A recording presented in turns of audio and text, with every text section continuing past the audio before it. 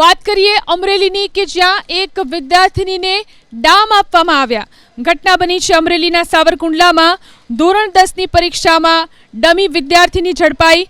શનિવારે લેવાયેલી ગણિતના પેપરમાં નાની બહેનના બદલે મોટી બહેન પરીક્ષા આપવા માટે ઝડપાઈ.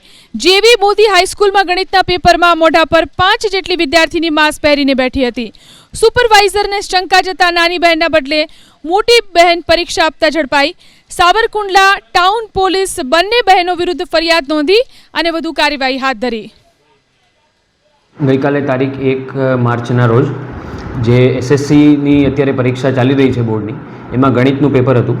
એમાં જેવી મોદી સ્કૂલ ખાતે એમના આચાર્યશ્રીની એક ફરિયાદ નોંધાયેલી હતી, જેમાં આચાર્યશ્રીના કહેવા મુજબ એક વિદ્યાર્થી પોતાની જ નાની બેન પોતાની હતી, જે એસએસસીની પરીક્ષા હતી, એનું ગણિતનું પેપર હતું ને એના બદલે એની મોટી બહેન જ એ પરીક્ષા લખવા આવી હતી અને આ મોટી બહેન જે ડમી કેન્ડિડેટ હતી એ પકડાઈ હતી. એ બાબતની ફરિયાદ દાખલ કરવામાં આવેલ છે.